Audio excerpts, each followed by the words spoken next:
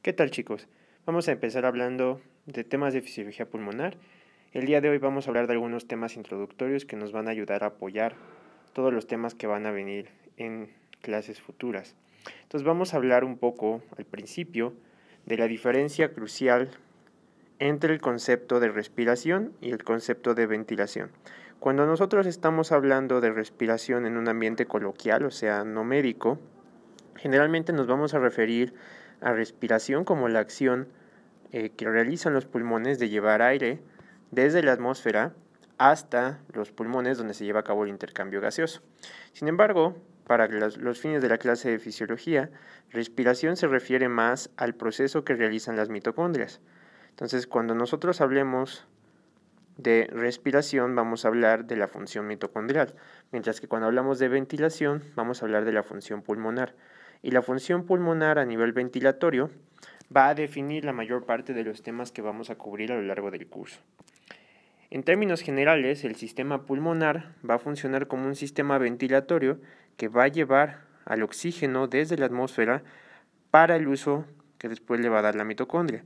La mitocondria entonces va a procesar mediante el metabolismo mitocondrial este oxígeno y lo que se va a procesar generalmente es dióxido de carbono. Este dióxido de carbono igual se debe de transportar y va a ser eliminado a través de la ventilación pulmonar, también por los pulmones. Cuando nosotros empezamos a ver fisiología cardiovascular, nosotros vimos que una de las cosas más importantes para que se llevara a cabo el funcionamiento normal de cualquier organismo es el establecimiento de gradientes. Entonces vamos a pensar, esta es una célula, voy a pintar aquí adentro una mitocondria. Y entonces nosotros necesitamos que esta mitocondria, que está consumiendo oxígeno y está produciendo CO2, mantenga un gradiente que siempre favorezca que el oxígeno ingrese a la mitocondria y que salga el CO2. Después necesitamos que este CO2 difunda hacia afuera de la célula y hacia la atmósfera y que el oxígeno que viene desde la atmósfera se introduzca a la célula. Entonces nosotros vamos a necesitar, como ya habíamos platicado, déjenme nada más, me estresa un poco que no dibujé el núcleo. Nosotros necesitamos que siempre se mantenga el oxígeno alto afuera y bajo adentro, y que el CO2 se mantenga bajo afuera y alto adentro, para que el oxígeno pueda tener un flujo interno y el CO2 pueda tener un flujo externo. Entonces, ¿qué es lo que nosotros necesitamos y que ya vimos un poco en fisiología cardiovascular para poder mantener este sistema? Primero, si nosotros dejamos que el oxígeno se siga equilibrando con la célula, la mitocondria va a seguir consumiendo oxígeno. Entonces la mitocondria se va a encargar de que haya un gradiente para que el oxígeno ingrese. Entonces el oxígeno intracelular va a estar bajando porque la mitocondria lo va a estar consumiendo y el CO2 va a estar subiendo porque la mitocondria lo va a estar sacando. Si esta célula estuviera suspendida en un contenedor, eventualmente el CO2 se va a empezar a saturar del medio donde se encuentre suspendida esta célula y el oxígeno va a empezar a bajar. Entonces habíamos resuelto que una de las soluciones que nosotros podemos tener es primero que si esto está contenido en un reservorio, pues que nosotros hagamos que este reservorio se mueva, que ejerza una fuerza o un movimiento convectivo. Y a eso nosotros le llamamos un sistema convectivo interno. El sistema convectivo interno era aquello que hacía que se moviera directamente el medio donde se encontrara el oxígeno o el CO2. Por ejemplo, si esto fuera oxígeno o CO2 disuelto en agua, pues sería un movimiento de agua, ¿no? Si esto fuera oxígeno, pues algo que esté, aire atmosférico, que esto estuviera moviendo el aire atmosférico. Ahora, lo segundo es que ahora nosotros necesitamos que este sistema convectivo interno se conecte con el exterior.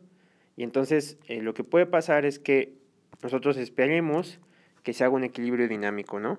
Entonces, que este sistema haga equilibrio tanto en oxígeno como en CO2 con el medio con el que esté en contacto esto, que si es un charco de agua sería la atmósfera, si es la atmósfera sería pues con otros segmentos de la atmósfera.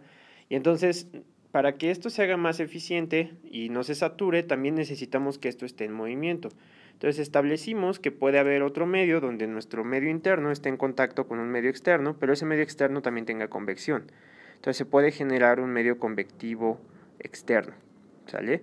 Nosotros ya estudiamos en fisiología cardiovascular el sistema convectivo interno, y lo que estudiamos del sistema convectivo interno tenía que ver sobre todo con el aparato cardiovascular y circulatorio, ¿no? Entonces la circulación es lo que va a mantener en movimiento el flujo, donde van a ir el CO2 y el oxígeno movilizándose, ¿sale? Y por otro lado, nuestro sistema convectivo externo va a ser nuestro aparato respiratorio, que va a ser el objeto de estudio de este bloque, ¿sale? Entonces estamos ahorita integrando la idea que cubrimos al principio de nuestras clases de fisiología cardiovascular y las vamos a llevar ahora a fisiología pulmonar. Entonces vamos a recordar un poco qué pasaba en diferentes niveles de organización. Aquí tenemos un sistema unicelular y no tenemos convección. Entonces lo que nosotros necesitamos es que el oxígeno afuera esté alto para que se genere un gradiente, y este oxígeno se va a estar consumiendo por la mitocondria y lo va a favorecer. Entonces aquí el principal paso limitante va a ser la difusión a través de esta barrera de intercambio gaseoso, ¿sale? El CO2 se va a estar produciendo por la mitocondria y la mitocondria lo va a sacar y lo va a movilizar, ¿sale? Ahora, ¿qué pasa si nosotros hacemos este proceso más eficiente? O sea, mismo organismo unicelular, pero ahora le agregamos un poquito de convección. O sea, esta capa que antes generaba un gradiente un poco no homogéneo porque no estaba en movimiento, ahora le damos movimiento. Entonces lo que ahora nosotros vamos a tener es que va a ser uniformemente alto el oxígeno en el medio externo y el CO2 uniformemente bajo. Entonces siempre va a haber un gradiente muy fuerte para ingresar y un gradiente muy fuerte para salir. Entonces el solo hecho de agregar un medio convectivo directo del exterior de la célula aumenta la eficiencia del intercambio. Esto habla porque es muy importante tener un sistema circulatorio para mantener la función metabólica, ¿no? Ahora tenemos un organismo multicelular y habíamos visto que en un sistema circulatorio esto puede generar problemas porque va a haber zonas muy bien irrigadas y zonas no tan bien irrigadas. Entonces, este va a ser nuestro medio donde va a estar embebida nuestra célula, que va a tener su mitocondria, y lo que nosotros necesitamos es que la convección aquí sea constante. ¿Para qué? Para que el gradiente acá sea siempre favorable para la entrada de oxígeno y siempre favorable para la salida de CO2. Sin embargo, si nosotros tenemos que esto no tiene convección y que no se está movilizando, entonces nosotros vamos a tener no tanta facilidad para que se pueda favorecer el intercambio de oxígeno y de CO2 y se puede saturar el sistema, ¿sale? Entonces, una solución evolutiva es que los sistemas de salida de CO2 y de entrada de oxígeno vayan por separado. Entonces, no solamente que tengamos un medio convectivo interno y un medio convectivo externo, sino que esto lo consideremos en el escenario de un corazón con 4 cámaras. 2 cámaras que están dedicadas exclusivamente a sangre arterial o sangre mezclada con arterial, y otra que esté exclusivamente dedicada a sangre desoxigenada, ¿sale? Entonces, una porción con sangre oxigenada, una porción con sangre desoxigenada. Y el sistema de oxigenación es independiente al sistema de consumo de salida de CO2, ¿sale? Entonces, de este lado tenemos que tenemos una bomba de aire con un medio convectivo externo que va a llevar el oxígeno hasta un punto donde se va a mover o se va a poder favorecer la difusión para que ingrese al sistema. Estos serían los pulmones en este caso. Y entonces, por difusión ingresa al sistema arterial, se distribuye hacia las células, donde las células tienen su gradiente que favorece que entre. Las células producen CO2, ahora sale por el lado venoso, y entonces el CO2 sale posteriormente hacia la atmósfera mediante la ventilación, ¿sale? Entonces nosotros vamos a ver que hay varios componentes para un sistema respiratorio, ¿sale? Y entonces vamos a enumerarlos para que podamos tener claridad de esto. Entonces, para tener un aparato respiratorio eficiente, primero, necesitamos tener varios elementos. Tenemos que tener nuestro medio convectivo interno, que en este caso va a ser la circulación. Entonces tenemos que tener la circulación intacta. Si nosotros tenemos alteraciones en la circulación, nuestra ventilación pulmonar va a ser inefectiva, porque aunque esté funcionando nuestro pulmón, no se va a llevar a cabo el intercambio gaseoso y el oxígeno que está entrando por los pulmones no va a llegar a ningún lado. Esto puede pasar que se altere la circulación con una tromboembolia pulmonar, ¿no? Entonces pensemos en un trombo que está bloqueando directamente un alveolo, y entonces, aunque están presentes, eso lo vamos a ver después, ahora que veamos más a detalle de circulación, pero una tromboembolia pulmonar, que es un émbolo que está bloqueando a un alveolo, hace que aunque esté irrigado, ese alveolo no tenga intercambio gaseoso. Entonces la circulación tiene que estar ahí. Si no lo está, pues eso es un problema. Por otro lado, tiene que funcionar adecuadamente nuestro sistema ventilatorio. Entonces la ventilación tiene que estar correctamente regulada y tiene que funcionar. Un ejemplo de cuando falla la ventilación es cuando se da un consumo por barbitúricos. Marilyn Monroe murió por un consumo de barbitúricos. Entonces, la ventilación, a diferencia de la función del corazón, que era intrínsecamente dependiente del corazón, va a estar íntimamente regulada por el sistema nervioso central. Entonces, cuando nosotros damos barbitúricos, los cuales actúan en los canales GABA-A y favorecen la entrada de cloro, deprimen la función respiratoria y pueden inhibir la ventilación. Ahora, tenemos circulación, tenemos ventilación, pero ahora también nosotros necesitamos que tengamos nuestro corazón de 4 cámaras, ¿sale? Entonces tenemos que tener nuestro corazón intacto. ¿Esto por qué lo comento? Cuando nosotros vemos desde el punto de vista evolutivo cómo se ha comportado el sistema respiratorio, el corazón de 4 cámaras es algo evolutivamente reciente. Por ejemplo, los anfibios solamente tenían un corazón, o algunos anfibios tienen un corazón de solamente una cavidad, y entonces la sangre arterial está mezclada con la sangre venosa. Eso hace que sea muy ineficiente el intercambio gaseoso y por eso algunas ranas hacen difusión de oxígeno a través de la piel. Entonces los humanos, como tenemos un corazón de 4 cámaras que separa la sangre arterial de la sangre venosa, esto puede ayudarnos a mantener un sistema circulatorio intacto. ¿Qué pasa cuando nosotros tenemos un defecto cardiovascular? Por ejemplo, una comunicación interatrial o una comunicación interventricular. Filogenéticamente nuestro corazón se estaría comportando como el de un anfibio. Tendríamos sangre venosa mezclada con sangre arterial y eso haría ineficiente el intercambio gaseoso. Entonces, el corazón intacto es indispensable para que funcione bien nuestro sistema respiratorio, porque si no se vuelve ineficiente nuestra capacidad para llevarla. Ahorita vamos a ver en unos momentos las leyes de los gases, pero una cosa importante es que si nosotros esperamos que nada más se disuelva el oxígeno y el CO2 en un medio, la cantidad de oxígeno y CO2 que se disuelve en realidad sería muy bajita. De hecho, cerca del 95% del oxígeno que viaja en la sangre no viaja disuelto en la sangre, sino que viaja pegado a algo que lo transporta. Entonces, si tú tienes algo que lo mueva dentro del aparato circulatorio, vas a poder tener mucha mayor eficiencia para movilizarlo. Entonces, otra cosa que va a utilizar el aparato respiratorio para poder movilizar adecuadamente el oxígeno es utilizar un medio de transporte, ¿sale? Que en el caso de los humanos es la hemoglobina. Ahora, esto no solamente ocurre en los humanos, ocurre en todos los animales. Algunos animales, por ejemplo, utilizan moléculas o andamiajes que están acoplados con iones de cobre. Por ejemplo, esto pasa en algunos moluscos. Por ejemplo, algunos animales marinos como los pulpos tienen hemocianina y entonces tienen coordinados átomos de cobre y su sangre se puede ver azul, ¿sale? En cambio, nosotros tenemos átomos o una molécula de porfirina coordinada con átomos de hierro que va a favorecer el transporte de oxígeno y también va a ser un motivo de una clase particular la función de la hemoglobina. Ahora, un defecto de cuándo se puede alterar la función de la hemoglobina puede ser durante la anemia, ¿sale? O la anemia por células falciformes. Todas ellas pueden conllevar una alteración en la capacidad del sistema para favorecer un transporte adecuado de oxígeno.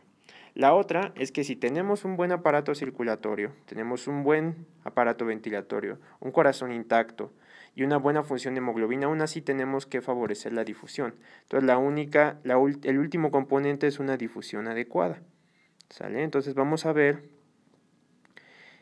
que cuando nosotros tenemos difusión adecuada vamos a poder hacer la función normal de meter oxígeno y sacar CO2 a través de una membrana, ¿sale? Entonces vamos a poder tener la entrada de oxígeno, la salida de CO2 a través de una membrana. Entonces nuestro sistema de difusión, que vamos a ver que se llama membrana alveolo-capilar en la respectiva clase, debe de estar intacto. Entonces cualquier alteración de la difusión que se pudiera dar, por ejemplo, por un derrame pleural, por un edema pulmonar, vamos a ver después derrame pleural, pero un edema pulmonar que va a acumular líquido en la barrera alveolo-capilar puede disminuir la difusión y puede ocasionar alteraciones significativas en la forma en que la barrera puede funcionar. La fibrosis también puede modificar de manera importante todo este intercambio. Entonces, para que un aparato respiratorio funcione, necesitamos que sea eficiente. Ahora, desde el punto de vista de la fisiología comparada, o sea, cuando comparamos la fisiología humana con la fisiología de otras especies, cualquier alteración pulmonar, o sea, cualquier alteración del aparato respiratorio, voy a poner aquí alteración respiratoria, se va a comparar con la respiración observable en organismos filogenéticamente ancestrales o antecedentes. Entonces, cualquier alteración respiratoria va a llevar al aparato respiratorio a una función ancestral. ¿Sale? ¿Qué quiere decir? Que nos vamos a comportar si tenemos un defecto cardiovascular que previene que nuestro corazón de 4 cámaras separe la circulación arterial de la venosa, nos vamos a comportar como un anfibio, ¿sale? Si nosotros tenemos alteraciones de la hemoglobina, nos podemos comportar como organismos que tengan menos capacidad para transporte, menos difusión como organismos que no tengan avanzada o evolucionada la barrera alveolo-capilar. Entonces aquí es una forma en la cual la filogenia nos lleva hacia la fisiopatología nos lleva hacia la filogenia y nos ayuda a entender cómo todos los componentes del aparato respiratorio son cruciales para poder tener una adecuada función respiratoria. Entonces vamos a integrar todo en esta idea. Medio de convección externo, nosotros tenemos el aparato respiratorio mediado por los pulmones que va a favorecer la entrada de oxígeno y la salida de CO2. Ese es un medio convectivo externo y este va a estar regulado por el sistema nervioso central. Aquí es donde nosotros podemos tener una alteración mediada por fármacos que sean depresores del sistema nervioso central, como puede ser el alcohol o los barbitúricos. ¿Sale? No le voy a poner PARP. Entonces, vamos a tener que esto va a pasar por una barrera de difusión, vamos a tener la difusión pulmonar, esta difusión se debe facilitar para que pase desde nuestro medio convectivo externo, que son los pulmones, hacia nuestro sistema circulatorio, y ya dentro del sistema circulatorio nosotros necesitamos un transporte, que en este caso va a ser la hemoglobina ya acoplada con oxígeno, la va a transportar y la va a llevar a través de nuestro medio convectivo interno hacia el tejido. Y entonces ya una vez llegando al tejido se va a dar la perfusión que va a facilitar la entrada de oxígeno para el consumo mitocondrial de oxígeno y la salida de CO2. El CO2 ahora por nuestro sistema convectivo externo debe de ser llevado de nuevo hacia el pulmón. El pulmón debe de difundir el CO2 y salir. Y todo ese proceso intacto es lo que establece que la función respiratoria sea o no sea normal. ¿Sale?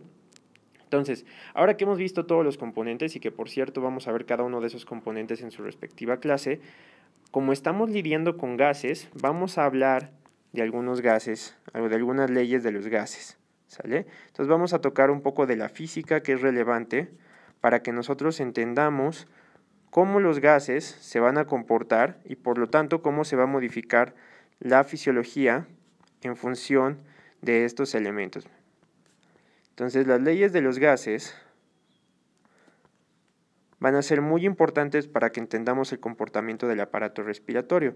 La primera ley que vamos a estudiar es la ley de Boyle. ¿Sale? La ley de Boyle nos va a establecer una relación directa entre el volumen de un gas y la presión que tiene un gas. Y entonces lo que vamos a ver es que el volumen de un gas o el producto del volumen por la presión de un gas va a ser constante. ¿Qué quiere decir? Que cuando nosotros tengamos un mayor volumen, generalmente esto va a ir directamente influenciado por la presión o lo podemos nosotros rearreglar y escribir de la siguiente forma, que el volumen o que la presión es inversamente proporcional al volumen. Y entonces tenemos que cuando nosotros tenemos una mayor presión o cuando tenemos la relación entre presión y volumen, nosotros vamos a ver que cambiar el volumen de una misma cantidad de gas, o sea, asumiendo que la cantidad de gas es constante, aumentar el volumen puede bajar la presión, ¿sale? O por el contrario, disminuir el volumen puede aumentar la presión siempre que estemos hablando de un mismo gas. Entonces, la ley de Boyle nos ayuda a entender que la relación entre el volumen y presión es constante y que si cambiamos una, necesariamente va a cambiar la otra. Si subimos el volumen para mantenerla constante, tiene que bajar la presión. Si bajamos el volumen para mantenerla constante, tenemos que aumentar la presión. Y esta es la forma en que matemáticamente se escribe. Entonces, la ley de Boyle nos ayuda a entender que la relación de volumen y presión de un gas debe de mantenerse constante. Algunos años después llega otro físico y nos establece la ley de Charles, ¿sale? Y la ley de Charles se basa en el principio de que si nosotros vemos la relación entre el volumen y la temperatura, vamos a ver que el volumen va a variar en función constante con la temperatura, ¿sale? Entonces, conforme nosotros tengamos una mayor temperatura, vamos a tener un mayor volumen, ¿sale? Esto va a ser directamente proporcional y va a ser modificado por una cierta constante. Entonces, la ley de Charles también se puede reescribir de otra forma, como que la relación entre el volumen y la temperatura es igual a una constante, o C2. Y entonces, algunos de ustedes ya se estarán acordando de sus clases de física y recordarán que generalmente la ley de Boyle y la ley de Charles se combinan dentro de una misma ecuación. Entonces nosotros podemos tomar estas dos y convergerlas en la conocida ley de Charles Boyle. Y la ley de Charles Boyle básicamente integra las dos leyes, la ley de Charles y la ley de Boyle. Y lo que establece es que la relación entre estos tres parámetros, entre presión, volumen y temperatura, es igual a una constante, ¿sale? Y a partir de esta ley de Boyle, de Charles Boyle, perdón, se puede derivar asumiendo que esta constante es la cantidad de gas que está contenido. Nosotros podemos derivar la ley de los gases ideales y entonces tenemos que presión por volumen sobre temperatura es igual al número de moléculas de un gas por la constante de los gases R, ¿sale? Y entonces, si ustedes se acuerdan de sus clases de física, esto es igual a la ley de los gases ideales, ¿sale? Entonces, vamos a ver que la relación que un gas va a tener, si la cantidad de moléculas es constante, la relación presión-volumen va a ser constante e inversamente proporcional a la temperatura. Entonces, si nosotros aumentamos, por ejemplo, manteniendo la cantidad de moléculas constantes, aumentamos la temperatura de un gas, nosotros necesariamente para que esto se mantenga constante, tenemos que ya sea aumentar la presión o aumentar el volumen. Entonces, si aumentamos la temperatura, también tiene que aumentar esto. Por el contrario, ¿qué pasa si disminuimos el volumen? Si disminuimos el volumen, entonces para mantener esto constante, nosotros tenemos que hacer cambios ya sea en la presión, disminuyendo la presión, o en la temperatura, de tal suerte que una disminución de volumen tenga un impacto igual en la temperatura. Entonces nosotros podríamos disminuir la temperatura, ¿sale? Entonces esta relación entre los gases se mantiene constante. Sin embargo, hay otras dos leyes físicas que nosotros tenemos que estudiar para poder entender el comportamiento de los gases en la fisiología pulmonar. El primero que vamos a ver se llama ley de Dalton, ¿sale? Ahora, cuando nosotros estemos hablando de fisiología pulmonar y generalmente nos refiramos a los gases, vamos a hablar de un concepto que se llama presión parcial, ¿sale? Entonces, la presión parcial de un gas se va a llamar a la presión que va a tener ese gas dentro de una solución de gases, ¿sale? Entonces, generalmente, la ley de Dalton nos va a ayudar a entender la presión parcial de gases con respecto a una presión barométrica o atmosférica, ¿sale? Entonces, le voy a poner una presión total. Y entonces, lo que establece la ley de Dalton es que la presión total de nuestra atmósfera, por ejemplo, va a ser la suma de las presiones parciales de todos los gases y esta se va a mantener constante. Entonces, la presión total es igual a la suma de las presiones de todos los gases componentes, ¿sale? Y algo muy importante es que la presión total se va a mantener constante independientemente de que yo meta un nuevo gas. Entonces, esta presión total debe de ser exactamente igual si yo de pronto agrego un nuevo gas. Esto tiene una relevancia muy importante cuando nosotros hablamos, aquí voy a poner Pn y estamos ingresando Pn más 1, ¿sale? Y entonces esta ley de Dalton nos explica por qué cuando nosotros agregamos vapor de agua se puede hacer un poco más difícil respirar.